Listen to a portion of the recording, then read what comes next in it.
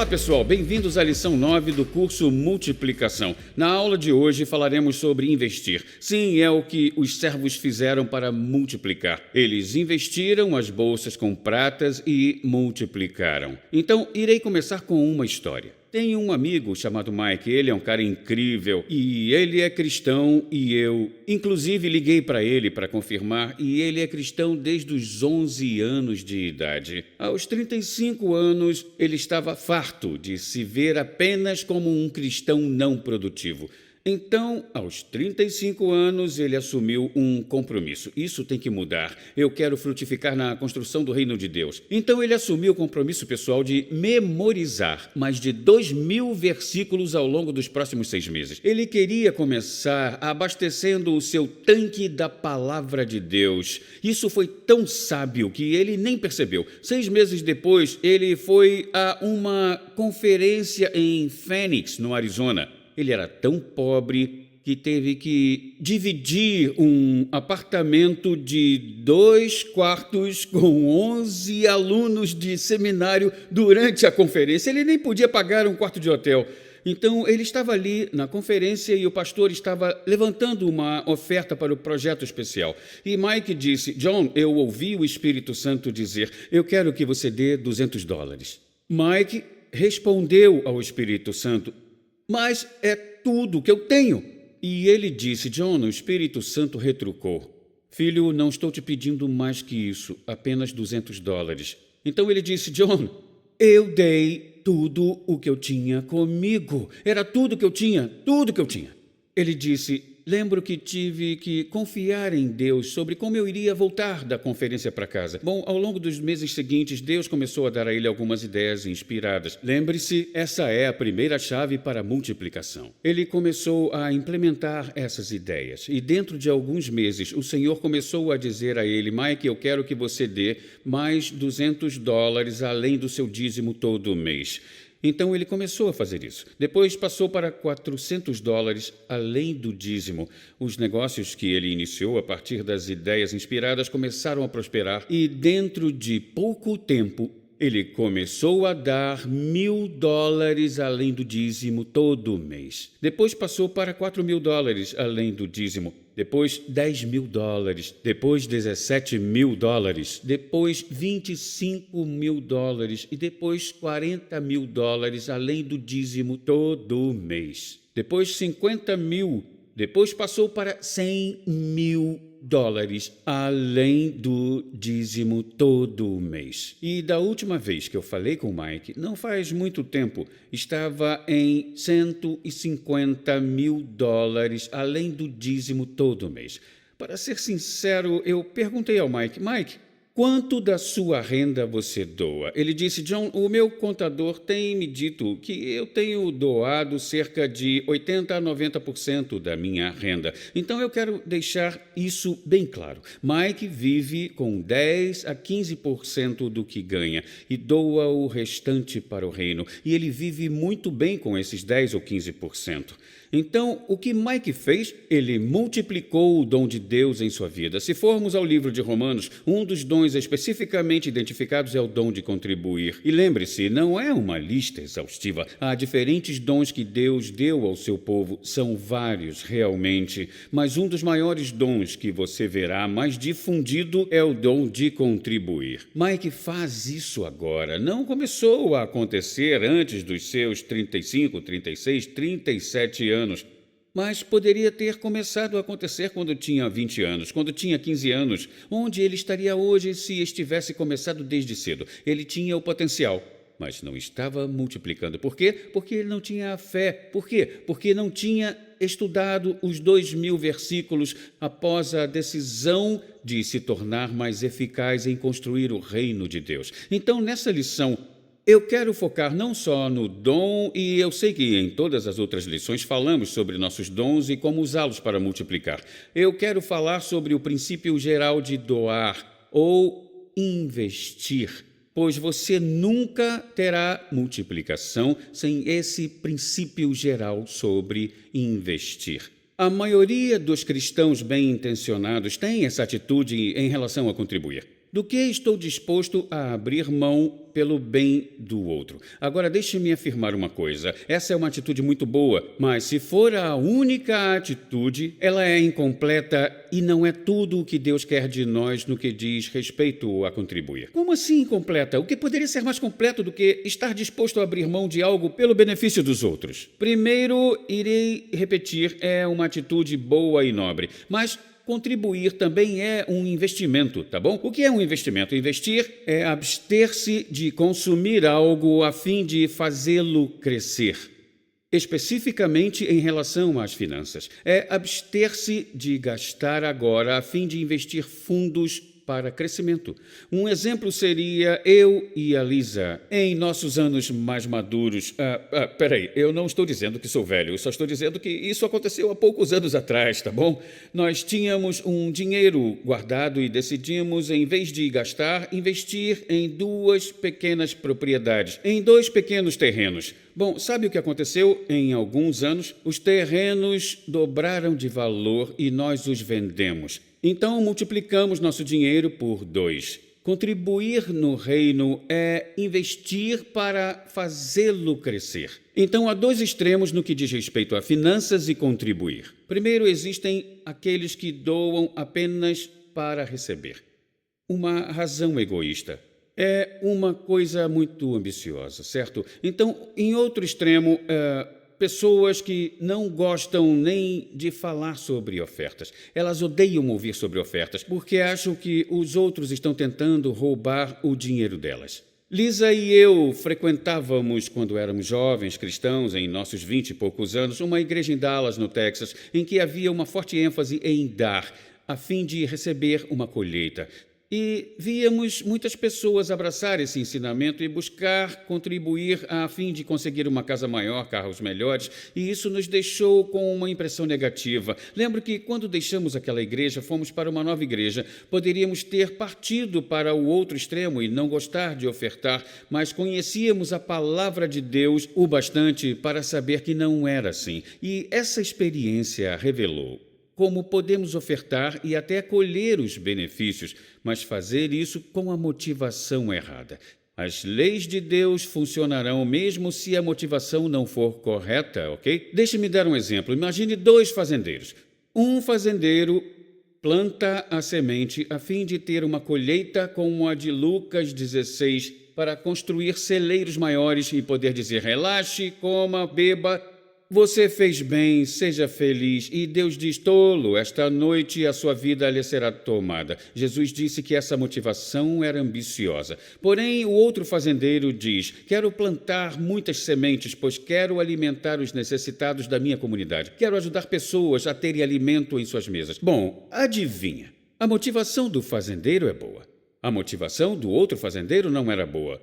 Mas sabia que a lei de plantar e colher funcionou igualmente para os 2? As leis de Deus de plantar, investir e colher funcionam, seja quando sua motivação é correta ou quando não é.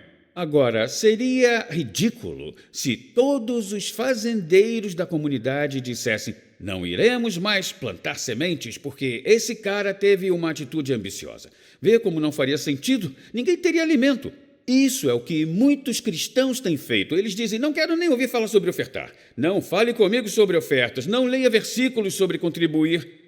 Pois algumas pessoas são ambiciosas, pois têm contribuído para si mesmas a fim de terem ganhos pessoais. Aquele cristão que oferta só para poder receber mais em troca é como o fazendeiro que quer construir celeiros para poder comer, relaxar e ficar em paz. Deus diz: tolo, esta noite sua vida lhe será tirada. É por isso que Jesus evita a motivação de ser ambicioso. Vamos nos aprofundar nas palavras de Paulo, pois veremos algo bem incrível aqui. Paulo diz em 2 Coríntios, versos 5, achei que era preciso pedir aos irmãos que fossem antes de mim para preparar a oferta que vocês prometeram. Paulo está claramente falando sobre uma oferta financeira aqui, tá? Mas quero que seja uma oferta voluntária, não de má vontade. Tá bom? Verso 6. Lembre, é o versículo seguinte. Aquele que planta poucas sementes terá uma pequena colheita. mas aquele que planta generosamente terá uma colheita generosa. Então, Paulo não só está falando sobre ter a motivação correta de ajudar os outros, mas há uma segunda motivação aqui, que se você planta uma oferta e é uma oferta generosa, você terá uma colheita generosa. Paulo está literalmente falando com a sua igreja sobre investimento. Irei ler essas perguntas para considerarmos. Número 1. Se nossa única motivação em ofertar é ajudar pessoas, então por que Paulo está falando sobre uma colheita que receberemos? É errado ter um desejo secundário de multiplicação, especialmente quando ajudará a abastecer e aumentar o desejo principal de edificar vidas para o reino de Deus? Número 3. Será que Paulo está treinando os novos crentes da igreja de Corinto em como multiplicar a eficácia, como Jesus fez na parábola dos talentos? Número 4, e essa é muito importante. Paulo está apelando para que eles sejam movidos por compaixão, mas ao mesmo tempo também investirem no propósito de serem uma bênção maior? 2 Coríntios 9, 7 e 8. Decida no seu coração com quanto contribuir. E não dê relutantemente nem em resposta à pressão, pois Deus ama quem dá com alegria, e Deus irá prover generosamente tudo o que você precisa. E você terá sempre, primeiro, tudo o que você precisa. Segundo, muito mais para compartilhar com os outros. Então, Paulo está dizendo, você quer aquela colheita, então você terá bastante para compartilhar com os outros. Nossa capacidade de ser generosos é multiplicada porque investimos ou plantamos nossa semente. Então, a motivação é reforçada ainda mais no versículo seguinte. Ele disse, pois Deus é quem provê semente para o que planta, o pão para comer, e da mesma forma irá prover e ampliar os seus recursos e as suas finanças ou outros recursos. Sim, você será enriquecido de todas as formas para que possa ser sempre generoso. Sabia que eu teria ficado muito frustrado se não pudesse doar livros para pastores no exterior, mas à medida que continuamos doando mais e mais como ministério, Deus continuou trazendo mais e mais capacidade de abençoar outros. Lembro que isso começou quando eu e Lisa éramos apenas um jovem casal. Estávamos naquela igreja que mencionei antes. O pastor estava levantando uma oferta especial. Lisa e eu tínhamos $1.800 e era só o que tínhamos, era tudo o que possuíamos. Tudo que tínhamos somava $1.800. Estávamos tentando comprar uma casa e precisávamos de $5.000 para dar de entrada, pois queríamos ter filhos. E não podíamos ter crianças no condomínio em que morávamos, que era exclusivo para adultos. Não era permitido. Então, estávamos economizando muito, e pensei que se comêssemos batatas e atum pelos próximos 2 anos, talvez teríamos o bastante para comprar uma casa. E o pastor estava levantando uma oferta especial. E Lisa e eu olhamos um para o outro de manhã e realmente críamos que deveríamos ofertar $1.000. Lembro que tínhamos $1.800 conosco e ofertamos $1.000 com muita alegria. E sabe o que aconteceu? Deus trouxe nos próximos 3 meses $5.000 de lugares inesperados e pudemos nos mudar para nossa casa. E, olhando para o ano passado, Lisa e eu pudemos doar para missões 50 vezes aqueles $1.000. O que aconteceu? Deus nos deu mais e mais e mais capacidade para ser generosos. Por quê? Porque havíamos plantado sementes, havíamos tido uma colheita e agora podíamos ajudar mais. Quando doamos livros para as nações, deixe-me dizer uma coisa, não tem a ver com os empresários, só com os pastores, mas Lisa e eu gostamos de estar pessoalmente envolvidos. Não queremos perder a oportunidade de ajudar pastores e líderes dessas nações. Então, o que aconteceu? Deus ampliou nossa capacidade de ser generosos. Paulo declara no livro de Filipenses, não que eu busque ou anseie pelas suas ofertas. Essa é a igreja de Filipos, dando uma oferta a ele. Ele disse, mas busco e anseio pelo fruto que irá aumentar o seu crédito. Ouça, a colheita de bênção que está acumulando na sua conta. Assim como temos uma conta bancária aqui na terra, temos uma conta bancária celestial. E Deus diz que quando plantamos, Jesus declarou, quando plantamos nessa conta, teremos uma colheita. E essa colheita não pode ser atacada nem roubada. Não estraga, não se corrompe.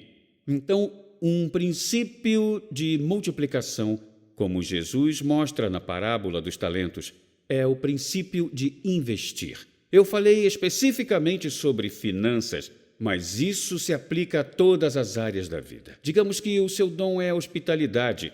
Conheço uma mulher que já cozinhou para mais de 2.000 convidados em sua casa. E sabe, ela é esposa de um dos pastores mais populares dos Estados Unidos.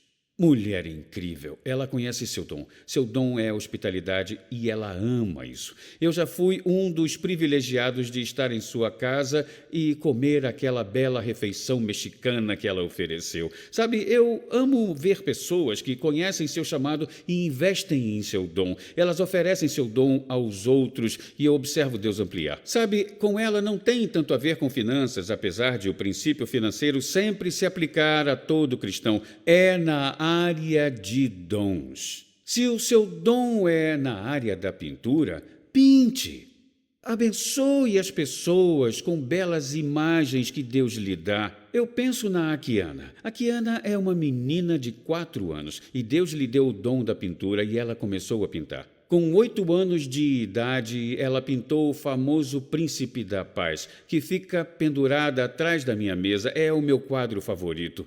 Aquela menina de 8 anos já havia começado a plantar e Deus lhe deu mais e mais, até que um homem foi até a sua casa um dia. Sua família nunca tinha visto antes. Não sabiam quem ele era, mas ele parecia com esse carpinteiro e ela pintou aquele homem.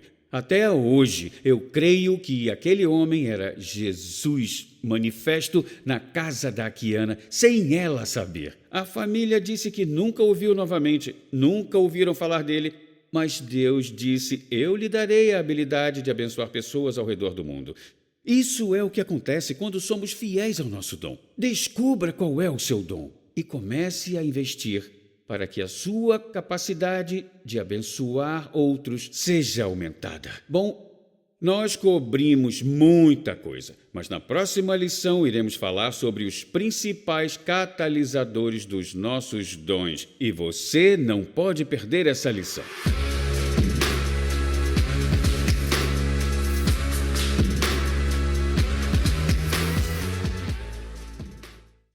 Apresentando Messenger X, uma nova plataforma de downloads e streaming de vídeo. É uma biblioteca digital completa com cursos de discipulado de John e Lisa Bevere, incluindo aulas em vídeo, audiolivros, e-books, filmes curtos, bíblias e mais. Essa nova plataforma pode ser usada em todos os seus dispositivos e é completamente grátis em mais de 111 idiomas. Discipulado para todos em todo lugar. Baixe o aplicativo e vá para messengerx.com.